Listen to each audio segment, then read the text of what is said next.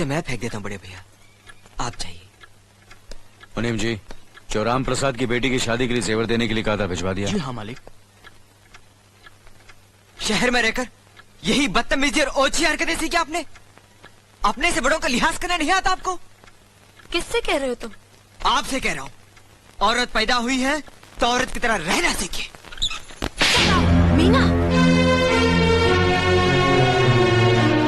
नकुल, तुम अंदर जाओ।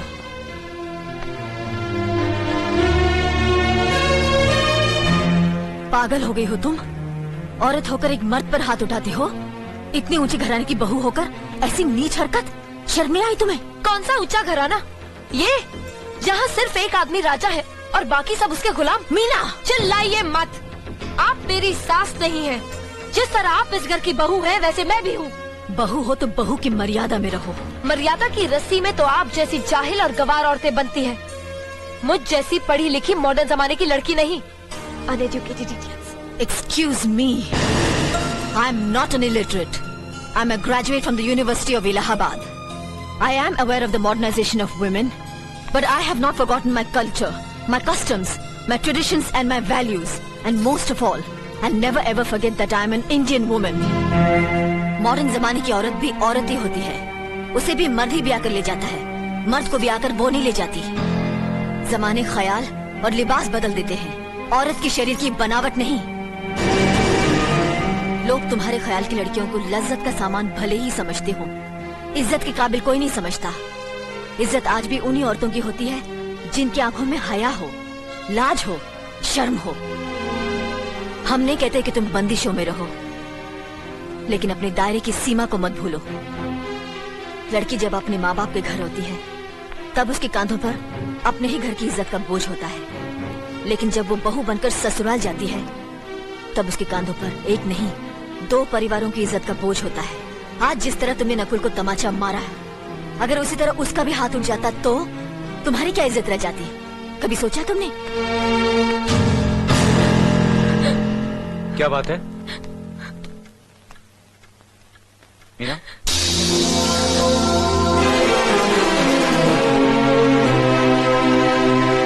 क्या हुआ भाभी? हाँ, कुछ नहीं। मीना कह रही थी कि उसे खाना बनाना नहीं आता। हमने सोचा कि 2-4 खरी खोटी सुनाने से ही सीखेगी, तो सुना दिया। बस रोने लगी।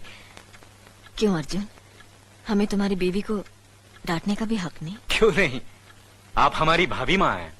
आप मार सकती हैं, डांट सकती हैं, कुछ भी कर सकती हैं।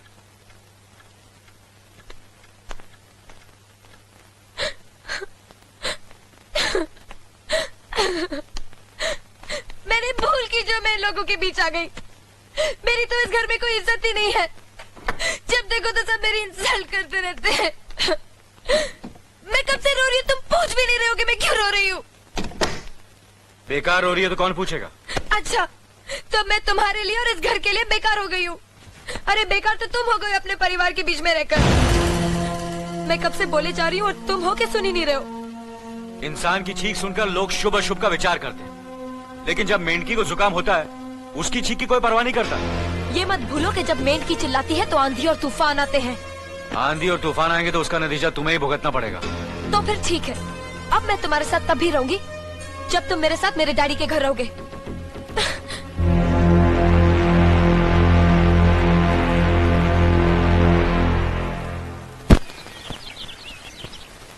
हमारी मीना बहुत प्यारी बच्ची है, लेकिन उसमें अभी भी बचपना है। हमारे तौर तरीकों को नहीं जानती है ना, लेकिन आस्ता आस्ता हम उसे सब सिखा देंगे।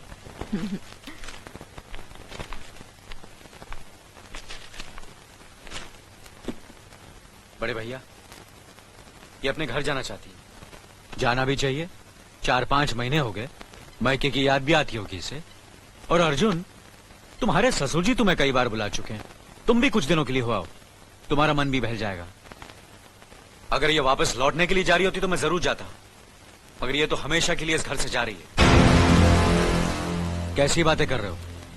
अगर तुम दोनों के ख्यालात एक दूसरे से नहीं मिलते तो इस मामले को घर की 4 दीवारी में बैठकर आपस में सुलझा लेना चाहिए। बहू शहर की पढ़ी लिखी लड़की है, उसे गांव की रीति रिवाज के बारे में क्या मालूम? ये तो तुम्हारा फर्ज बनता अर्जुन कि तुम उसे हमारे तौर तरीके सिखाओ। सिखाने से कोई फायदा नहीं बड़े भैया, ये खुद को इस माहौल में डालना ही नहीं चाहती, इसलिए भेज रहा हूं। अच्छा, तो तुमने फैसला भी कर डाला? बड़े भैया, बात यह है कि मैंने मीना को, तुम बहुत समझदार भी हो गए हो ना, तो फिर तुम्हें इतना तो समझ लेना चाहिए, अगर बहू अपने आप को बदल नहीं पा रही है तो तुम बहू के मुताबिक बदल जाओ। आखिर वो तुम्हारी पत्नी है, उसका साथ देना तुम्हारा धर्म है। तुम्हारे भरोसे ही तो उसने अपनी सारी जिंदगी सौंप दी तुम्हें। अर्जुन, मेरे दर्द पर तुम तड़प उठोगे, तुम्हें तकलीफ होगी तो मैं रो दूंगा, क्योंकि हम दोनों एक ही मां की संतान हैं, खून का रिश्ता है हमारा। मगर पत्नी का नाता उससे कहीं ज्यादा गहरा होता है, क्योंकि वो पराये घर से आकर अपनों से कहीं ज्यादा अपनी हो जाती है, परछाई बन जाती है हमारी। पति शरीर है तो पत्नी उसकी आत्मा है। पत्नी ही पति के जीवन को सही अर्थ देती है, उसे कामयाब बनाती। पत्नी के बगैर पति बेजान और बेमाने हो जाते। अगर आज तुम अपनी पत्नी को हमेशा के लिए उसके मैके छोड़ाओगे तो यह गांव, यह समाज क्या कहेगा हमारे बारे में? जरा सोचो अर्जुन, न्याय के सिंहासन पर बैठकर जो लोगों के अच्छे बुरे का फैसला करता है, अगर उसी के घर में नाइंसाफी होगी तो लोग हंसेंगे हम पर, किसी को मुंह दिखाने के काबिल नहीं रहेंगे हम। बड़े भैया, मुझसे भूल हो गई, मुझे माफ कर दीजिए। मुनीम जी। जी मालिक। जायदाद के दस्तावेज लाइए। जी अभी लाया। बहू, पति ही पत्नी की असली शक्ति होती है। हमारे पुरखों ने कुल धर्म पत्नी के बारे में कहा है, जो पति के काम में उसकी मददगार हो, उसे अच्छी सलाह दे, जो दासी की तरह उसकी सेवा करे, मां की तरह उसे खिलाए पिलाए, लक्ष्मी का रूप हो और धरती की तरह उसमें सहन शक्ति हो, वही आदर्श पत्नी होती है। औरत की सोच मर्द का मुकद्दर बनाती है। वो जब बनाने पर आती है तो कुटिया को महल कर देती है, और जब बिगाड़ने पर उतरती है तो महल को मिट्टी का ढेर बना देती है। मालिक, ये जायदाद के दस्तावेज हैं। हमारी जमीन जायदाद कहां कहां है और कितनी है, उसका हिसाब किताब ना बाबूजी को मालूम था, ना हम तीनों भाइयों को मालूम है। बहू, तुम पढ़ी लिखी हो, आज से इसका हिसाब किताब तुम देखोगी। लक्ष्मी जी। अपनी चाबियों का गुच्छा और ये कागजात बहू को दे दो।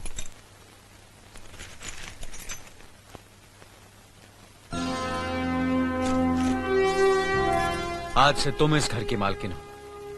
तुम जहां कहोगी, जिस कागज पर कहोगी, हम तीनों भाई चुपचाप आंख बंद करके दस्तखत कर देंगे। जैसा कहोगी वैसा ही करेंगे।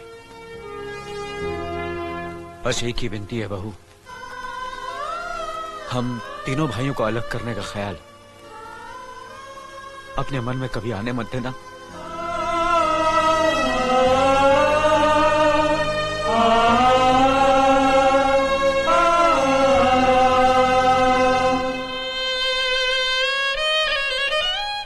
बहुत अच्छा किया तुमने बहू, बहुत अच्छा किया।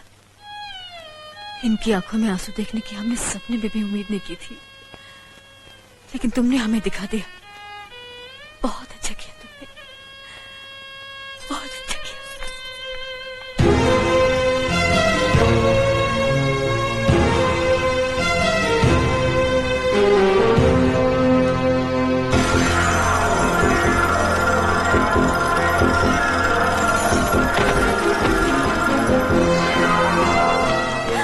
मीना, मीना, क्या हुआ बहू? मीना, मुनि जी जल्दी से डॉक्टर को बुलाइए।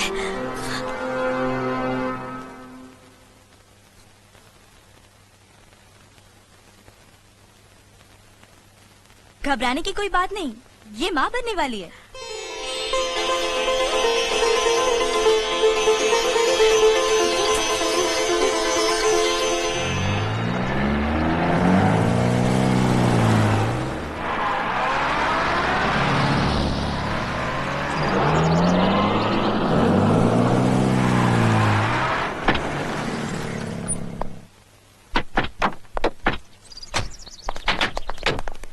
आप लोग यहीं ठहरिए, मैं ठाकुर साहब से मिलकर आता हूँ।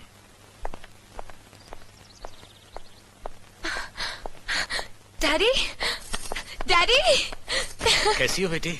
What a pleasant surprise. आने की खबर भी नहीं की।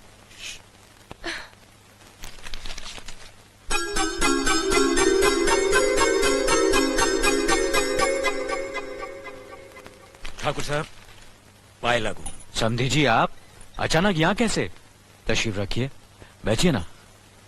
आपके बराबर बैठने की मैंने कभी गुस्ताखी नहीं की, तो आज कैसे करूंगा? बहुत दिनों बाद हम लोग मिल रहे हैं। कहिए, आपका कारोबार कैसे चल रहा है? आपकी कृपा और आशीर्वाद से ठीक ही चल रहा है। दिल्ली में इंडस्ट्रीज मिनिस्टर के साथ कब की अपॉइंटमेंट ली है? कल सुबह 11 बजे सर। इनकम टैक्स केस का वकील ने कहा है कि 15 तारीख की हियरिंग में मामला क्लियर हो जाएगा। आज एक्सपोर्ट का माल जापान के लिए जहाज से रवाना हो जाएगा ना? जी हाँ सर। नमस्ते ठाकुर साहब। नमस्ते नमस्ते नमस्ते। अरे दीनानाथ जी, आप लोगों ने यहाँ आने की तकलीफ क्यों की? मैं आपकी संस्था के लिए गवर्नर साहब से बात कर चुका हूँ, आपका काम हो जाएगा। धन्यवाद, बहुत बहुत। अरे गोपीनाथ जी, होम मिनिस्टर ने वादा किया कि आपके भाई का ट्रांसफर जल्दी ही हो जाएगा। Thank you sir. Daddy, good morning daddy. Good morning my child. आप कहीं जा रहे हैं क्या? हाँ बेटी, एक जरूरी काम से दिल्ली जा रहा हूँ। अपना ख्याल रखना। हाँ? ओके। Okay, bye. पास में ही फैक्ट्री के लिए जमीन देखने आया था, सोचा आपके दर्शन करता चलूं। अब इजाजत दीजिए। इतनी जल्दी कैसे जा सकते हैं आप? भोजन तो करते चाहिए। माफ कीजिए, आप तो जानते ही हैं, बाप बेटी के घर का खाना तो क्या, पानी भी नहीं पी सकता। शहर में रहकर भी अभी भी आप इन बातों को मानते हैं? शहर में रहूं या गांव में, मैं अपनी परंपरा और संस्कार कैसे भूल सकता हूं? आखिर मैंने इसी मिट्टी में जन्म लिया है। अच्छा, चलता हूं। अजी, कम से कम बेटी से मिलकर उसकी कुशलता तो पूछ लीजिए। ये क्या कह रहे हैं आप? मैं इतना ऊंचा नहीं हूं कि अपनी बेटी की कुशलता पूछकर आपका अपमान करूं। ठाकुर साहब, ये तो मेरी बेटी का सौभाग्य है कि वो इस मंदिर जैसे पवित्र घर में बहू बनकर आई, और फिर आपकी छत्र छाया में तो वो कुशल हो गई ही। राम राम। राम राम। बेटे, जिस तरह तुम मैके में चहकाती रही हो ना, वैसे ही अपनी ससुराल को भी महकाती रहना। जी।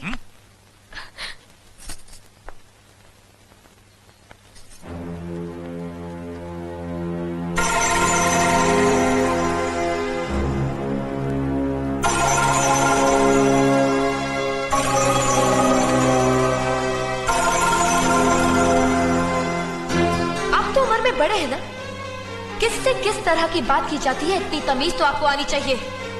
Mind it, mind it, mind it, mind it, mind it. बड़े भैया, अरे? मुझे माफ कर दीजिए। क्या हुआ? मुझे माफ कर ये दीजिए। क्या कर रही हो? अपने पापों का प्रायश्चित कर रही हूँ।